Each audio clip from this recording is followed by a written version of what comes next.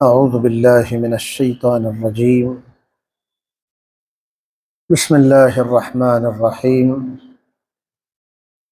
اليوم أكملت لكم دينكم وأتممت عليكم نعمتي ورضيت لكم الإسلام دينا. آج کی اس مجلس میں ایمان اور عقیدے سے متعلق کچھ اہم باتیں عرض کی جا رہی ہیں۔ اللہ تعالی ہمیں سمجھنے کی توفیق عطا فرمائے۔ اس مجلس میں سب سے پہلی بات عقیدے اور ایمان سے متعلق ہے۔ اسلام میں عقیدہ بنیاد ہے، اور بنیاد اسلام میں توحید پر قائم ہوتی ہے۔ اسلام کا جو تصور توحید ہے وہ سب سے زیادہ کامل ہے اور مکمل ہے۔ اسلام نے جو توحید کا تصور دیا ہے اس کا خلاصہ یہی کہا جا سکتا ہے: خدا اپنے ذات میں اکیلا ہے، اپنے صفات میں بھی اکیلا ہے، اپنے اختیارات میں بھی اکیلا ہے۔ یہ الفاظ چھوٹے چھوٹے سے ہیں مگر بہت غور سے سمجھنے کے۔ اللہ ذات میں اکیلا ہے، اللہ صفات میں اکیلا ہے، اللہ اختیارات میں بھی اکیلا ہے۔ اللہ تعالیٰ کی جو حقوق ہیں جن کو حقوق عبادت کہا جاتا ہے، حقوق عبادت میں مخلوقات میں کوئی شریک نہیں ہو سکتا۔ دعا صرف اللہ سے مانگی جا سکتی ہے، سجدہ صرف اللہ کے سامنے کیا جا سکتا ہے، نذر و نیاز اور قربانی کسی غیر اللہ کے لیے نہیں کیا جا سکتا۔ اللہ تعالیٰ نے صرف کائنات کو وجود نہیں بخشا، بلکہ اللہ نے کائنات کو بنانے کے بعد اس کا ہر سیکنڈ نظام چلا رہا ہے، اور سارا نظام اس کے ارادے کے تحت چل رہا ہے۔ وہ تمام دنیا اور دنیا کے ذرے ذرے پر نظر رکھنے والا ہے۔ وہ ہر چیز کو دیکھتا ہے، ہر چیز کو سنتا ہے، اسے کسی چیز کی ضرورت نہیں ہے۔ بادشاہوں کو وزیروں کی ضرورت ہوتی ہے، خدا کو فرشتوں کی کوئی ضرورت نہیں ہے، وہ کسی کا محتاج نہیں ہے۔ ہاں، اللہ کے وہ ایک مخلوق ہے جو اللہ کے کاموں میں اللہ کی فرمانبرداری کرتی ہے۔ اللہ تعالیٰ کو سب سے زیادہ ناپسندیدہ عمل اگر کوئی ہے وہ اللہ کی ذات میں شرک کرنا ہے۔ ذات میں شرک کرنا، صفات میں شرک کرنا، اختیارات میں شرک کرنا، حقوق عبادت میں شرک کرنا اللہ تعالیٰ کو سب سے زیادہ ناپسند ہے۔ اللہ کی آتش غضب ابھرتی ہے اور اللہ کا غصہ بھڑکتا ہے اس وقت جب آدمی اللہ کی ذات و صفات میں لوگوں کو شریک کرتا ہے۔ جب کسی آدمی کو توحید مل جائے تو توحید انسان کو نا امیدی سے بچاتی ہے۔ اسی لیے یہ کہا جا سکتا ہے کہ دنیا میں اگر کوئی قوم پر امید ہے وہ مسلمان، اور جس کو امید ہے وہ صرف مسلمان ہو سکتا ہے، کیونکہ اس کا اللہ پر بھروسہ ہے، خدا کی رحمانیت کی، کہ خدا رحیم ہے، اس کی آس بھی امید بھی ہو جاتی ہے۔ خدا کا جبر و قہر انسان کو گناہوں سے بچاتا ہے۔ جب ایک انسان کو یہ پتہ چل جائے خدا عذاب دینے والا ہے، خدا سزا دینے والا ہے، وہ آدمی گناہوں سے بچنے کی کوشش کرتا ہے۔ توحید ایک ایسی دولت ہے جو انسان کی عظمت کو بلند کرتی ہے۔ اگر کوئی آدمی توحید چھوڑ دے تو ظاہر بات ہے وہ جانوروں کو پوجنے لگے۔ جانوروں کو پوجنا ذلت ہے انسان کی، اور توحید پر زندگی گزارنا انسان کی عظمت ہے۔ شریعت میں جتنے اعمال ہیں عبادات کی شکل میں، ان سب سے توحید کو ظاہر کیا جاتا ہے۔ نماز لیجئے، توحید کا اظہار ہے۔ روزہ لیجئے، توحید کا اظہار ہے۔ زکوٰۃ لیجئے، توحید کا اظہار ہے۔ کوئی ایسی عبادت نہیں ہے جس کے ذریعے توحید کو کلیئر نہیں کیا جاتا۔ نماز ہم پڑھتے ہیں، خدا کی بڑائی سے شروع ہوتی، اللہ اکبر سے شروع ہوتی، خدا کی وحدانیت پر یا توحید کی شہادت پر ختم ہوتی ہے۔ اسی لیے ہم التحیات میں اشہد ان لا الہ الا اللہ کی گواہی دیتے ہیں۔ گویا نماز شروع ہو رہی ہے اللہ کی بڑائی سے، نماز کا اختتام ہو رہا ہے توحید کی شہادت پر۔ روزہ کیوں رکھ رہے ہیں؟ اسی ایک کے حکم کی وجہ سے کہ بندہ اللہ کے لیے بھوکا بھی رہتا ہے، پیاسا بھی رہتا ہے، وہ روزہ رکھ کر یہ بتاتا ہے میرا ایک اللہ ہے جس کا آرڈر میرے اوپر ہے، اللہم لک صمت۔ یہ دعا کیا ہے؟ یہ دعا یہی بتاتی ہے کہ روزہ رکھنے والا گویا کہ ایک اللہ پر ایمان رکھتا ہے۔ زکوٰۃ مال کو لٹانا ہے، اللہ کے حکم پر اشارہ ہے کہ خدا ہمارے مال پر خدا کی حکمرانی ہے، سلطانی ہے، اس کی سلطانی کا اعتراف ہے۔ اور حج کیا ہے؟ اللہ کے گھر کی زیارت ہے۔ قربانی کیا ہے؟ قربانی خدا کے لیے جان دینے کا عہد ہے۔ نکاح سے پہلے خطبہ کیا ہے؟ نکاح سے پہلے خطبہ اس بات کا الٹیمیٹم ہے کہ کسی چیز کے حلال ہونے میں اور حرام ہونے میں بس اللہ کا حکم ہے۔ دو اجنبی مرد تھے، اللہ کے نام لینے کی وجہ سے حلال ہو گئے۔ آپ پورا اسلامی شریعت کا کانسیپٹ پر آپ غور کرتے چلے جائیں، ہر کام میں، ہر عبادت میں، ہر عبادت کی بنیاد میں آپ کو توحید نظر آئے۔ اور جتنی ہم دعائیں پڑھتے ہیں، مسجد میں آنے سے لے کر کھانے کی دعائیں، بیت الخلاء میں جانے کی دعائیں، سونے جاگنے کی دعائیں، ان میں سے ہر دعا میں یہ بتایا جاتا ہے یہ جو کچھ ہو رہا ہے، یہ جو کچھ کر رہا ہے، یہ جو کچھ ہونے جا رہا ہے، اس کے پیچھے اللہ کا ارادہ کام کر رہا ہے۔ ہم مسجد میں آتے ہیں، اللہم افتح لی ابواب رحمتک، دعا مانگ رہے ہیں، اے اللہ رحمت کے دروازے کھول دے۔ مسجد سے نکلتے ہیں، اللہم انی اسألک من فضلک، اے اللہ ہم تجھ سے تیرا فضل مانگتے ہیں۔ ایک ایک دعا جتنی ہم زندگی میں پڑھتے ہیں اور پڑھنے کے لیے ہم کوشش کریں گے، وہ ساری دعاؤں سے توحید کا درس ہمیں ملتا ہے۔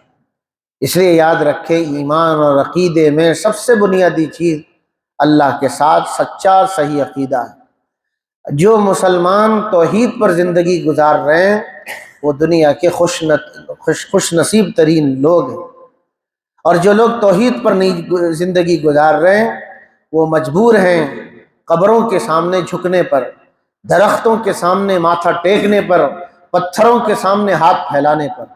یہ زندگی اچھی ہے یا وہ زندگی؟ ایک آدمی خدا کے سامنے ہاتھ پھیلا رہا ہے، ایک آدمی پتھر کے سامنے ہاتھ پھیلا رہا ہے، ایک آدمی خدا کے سامنے پیشانی ٹیک رہا ہے، ایک آدمی آستانے کے سامنے سر جھکا رہا ہے۔ کون سا آدمی عزت والا ہے؟ اسی لیے عقائد میں یہ سب سے پہلا مسئلہ عقیدہ توحید کا ہے۔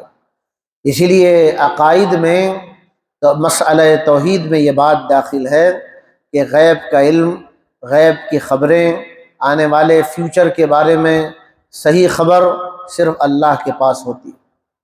اسی لیے اگر کوئی آدمی فیوچر معلوم کرنے کے لیے کسی کاہن کے پاس جاتا ہے، کتنا بڑا جرم ہے۔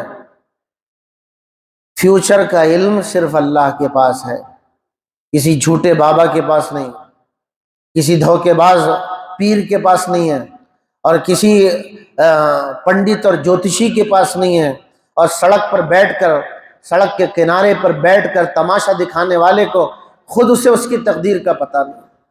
لوگ جاتے ہیں تقدیر معلوم کرتے ہیں، فال نکالتے ہیں۔ مسلمانوں میں بھی ایک بڑی جماعت ایسی ہے جو اپنی تقدیروں اور قسمتوں کو معلوم کرنے کی کوشش کرتے ہیں۔ یہ کیا ہے؟ اسی کے بارے میں ہمارے نبی صلی اللہ علیہ وسلم نے فرمایا، جو آدمی کسی کاہن کے پاس جائے، اس کی باتوں کو مانے، تو اس نے قرآن کو جھٹلا دیا۔ فقد کفر بما انزل اللہ بما انزل علی محمد، جس نے کسی کاہن کے پاس جا کر اس کی باتوں پر یقین کر لیا، اس نے اللہ کی کتاب کا انکار کر دیا۔ یہ پہلی بنیادی چیز ہے جو ہمیں سمجھنا ہے کہ ایمان اور عقیدہ کیا ہے۔ دوسری چیز ہمیں یہ سمجھنا ہے بدعت کیا ہے اور بدعت کی پہچان کیا ہے۔ ہمارے یہاں اس پر بڑی بحثیں ہوتی رہتی ہیں کہ بدعت کے سلسلے میں ہمیشہ کوئی کہتا ہے یہ ایسی بدعت ہے اور یہ چلتا ہے اور یہ جائز ہے۔ یاد رکھنا کہ بحیثیت مسلمان ہم اس بات کا عقیدہ رکھتے ہیں کہ خدا تعالیٰ نے اپنے آپ نے آخری پیغمبر کے ذریعے جو باتیں ہم تک پہنچائی ہیں اسی میں خیر ہے۔ جو باتیں حضور نے بتائی ہیں وہ مکمل ہیں، اس میں نہ کمی کرنے کی ضرورت ہے نہ زیادتی کرنے کی ضرورت ہے۔ کم کریں گے تب بھی گمراہ ہو جائیں گے، زیادہ کریں گے تب بھی بھٹک جائیں گے۔ اسی کو کہتے ہیں بدعت، اور اللہ کے نبی نے بدعت کے بارے میں فرمایا ہر بدعت گمراہی ہے۔ ایک حدیث میں ہے کہ جو آدمی کسی بدعت کو جنم دے، جو آدمی کسی بدعت کو جنم دے یا بدعتی کو پناہ دے، اس پر خدا کی لعنت، اس پر فرشتوں کی لعنت، اس پر تمام انسانوں کی لعنت۔ اسی لیے سلف صالحین صحابہ سے لے کر اللہ والوں تک، یہ لفظ سمجھنے کا، اللہ والوں تک، یا دوسرے لفظوں میں کہیے ولیوں تک، صحابہ کرام سے لے کر ولیوں تک سلف صالحین نے ہمیشہ بدعت سے بچنے کی کوشش کی اور بدعت کی سخت مخالفت کی اور برائی بیان کی۔ حضرت حسن بصری کہا کرتے تھے بدعتی کے ساتھ اٹھنا بیٹھنا دل کو بیمار کر دیتا ہے۔ فضیل ابن عیاض فرماتے تھے جو بدعتی کے ساتھ بیٹھے وہ دین کی حکمتوں سے محروم ہو جاتا ہے۔ حضرت شیخ عبد القادر جیلانی رحمۃ اللہ علیہ نے اپنے خطبات میں بدعات سے خاص طور سے منع فرمایا۔ مجدد الفسانی رحمۃ اللہ علیہ بہت بڑے بزرگ گزرے ہیں، وہ اللہ کی پناہ مانگتے تھے، اسی لیے بدعتی کی اقتداء کو فقہا نے مکروہ قرار دیا۔ ہمارے سماج میں جہاں ہم رہتے ہیں اتنی بدعتیں پھیلی ہوئی ہیں جس کو کاؤنٹ نہیں کیا جا سکتا۔ پہچانیں گے کیسے سنت کیا ہے اور بدعت کیا ہے؟ اس کو پہچاننے کا طریقہ کیا ہے؟ ہمارے علماء نے اس کو پہچاننے کے لیے اصول متعین کیے، اصولوں سے سنت اور بدعت کا پتہ چلتا ہے۔ چند اصول اگر ہم سمجھ جائیں تو سنت اور بدعت کو سمجھنا آسان۔ اصول نمبر 1 یہ ہے جو عبادتیں انفرادی ہیں اگر ان کو اجتماعی کیا جائے گا تو جائز نہیں، یہ پہلا اصول ہے۔ جو چیزیں انفرادی ہیں اسے انفرادی ہی رکھنا ہے، جو چیزیں اجتماعی ہیں انہیں اجتماعی ہی رکھنا ہے۔ اگر انفرادی چیز کو اجتماعی کیا جائے گا تو پھر بدعت قرار دیا جائے گا۔ دوسرا اصول یہ ہے جو سنت میں یہ بتایا گیا یہ آہستہ کرنا ہے تو آہستہ پڑھنا ہی سنت ہے، زور سے پڑھنا بدعت ہے۔ اسی لیے فقہا نے زور سے ذکر کرنے کو بدعت قرار دیا۔ ذکر آہستہ کی چیز ہے اور اس کو فقہا نے بدعت قرار دیا۔ تیسرا اصول فقہا نے یہ لکھا شریعت میں کسی عمل کے لیے کوئی وقت مقرر نہیں ہے۔ اب لوگ بعد والے اس عمل کے ساتھ وقت کو مقرر کر رہے ہیں اور اہمیت دے رہے ہیں، یہی بدعت ہے۔ جیسے حضور کی پیدائش بہت بڑی خوشی کی بات ہے، مگر خوشی کے لیے کوئی دن مقرر نہیں کیا گیا۔ اسی لیے علامہ شاطبی رحمۃ اللہ علیہ نے لکھا ہے کہ حضور کی یوم پیدائش کے دن پر خصوصیت کے ساتھ خوشیاں منانا بدعت قرار دیا۔ حضور کی دنیا میں آنا بہت بڑی خوشی ہے، مگر اس خوشی کا ٹائم کوئی مقرر نہیں کیا گیا۔ شریعت میں جس عمل کا ٹائم مقرر نہیں، ٹائم اپنی جانب سے مقرر کرنا ہی بدعت ہو جاتا ہے۔ چوتھا اصول یہ ہے کہ کسی عمل کے لیے کسی خاص کیفیت، کسی طریقے کا ثابت نہ ہونا اور اپنی طرف سے اس عمل کے لیے ایک طریقہ ثابت کرنا بدعت بن جاتا ہے۔ جیسے ایک مثال کے ذریعے امام مالک رحمۃ اللہ علیہ کے زمانے میں اسکندریہ کے لوگ ایک جگہ جمع ہوتے، قرآن کی ایک سورت کو اجتماعی پڑھتے تھے۔ ایک ہی سورت، قرآن تو سب پڑھا جا سکتا ہے، کبھی بھی پڑھا جا سکتا ہے، اجتماعی ایک سورت کو اجتماعی طور پر سب لوگ پڑھتے تھے۔ امام مالک نے اس کو بدعت قرار دیا۔ پانچواں اصول یہ ہے ایسا عمل جس سے دین میں کمی کا خیال آنے لگ جائے، جس میں کمی اور زیادتی کا وہم پیدا ہونے لگ جائے، کیا کوئی دین میں کوئی کمی رہ گئی کہ یہ چیز کا بیان نہیں ہوا، ایسی چیز بھی بدعت شمار ہوتی ہے۔ چھٹا اصول یہ ہے، دین میں جو چیز واجب نہیں ہے اس کے ساتھ واجب جیسا معاملہ کرنا، اور نہ کرنے والوں کو طعنہ دینا، ان سے لڑنا، یہ بھی بدعت ہے۔ اس کو ایک آسان ہمارے زمانے میں سمجھ سکتے ہیں، یہ جو بعض مسجدوں میں حی علی الفلاح پر کھڑا ہونا، اس کا ذکر ہے حدیثوں میں، یہ سمجھنے کی بات ہے۔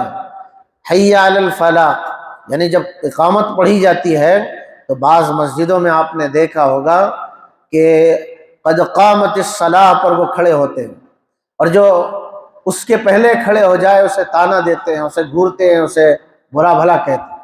یہ برا بھلا کہنا غلط ہے۔ وہ عمل کہ قد قامت الصلاح پر کھڑے ہو رہے، ایک مستحب عمل تھا، کمپلسری عمل نہیں تھا، اور مستحب عمل کو اگر کمپلسری بنایا جائے گا وہ بھی بدعت کے شمار میں آ جاتا ہے، اسی لیے علماء اس کو بدعت قرار دیتے ہیں۔ ساتواں اصول یہ ہے، جو عمل خیر کسی خاص کام کے لیے ثابت نہ ہو اس کا کرنا بھی بدعت سے خالی نہیں ہے۔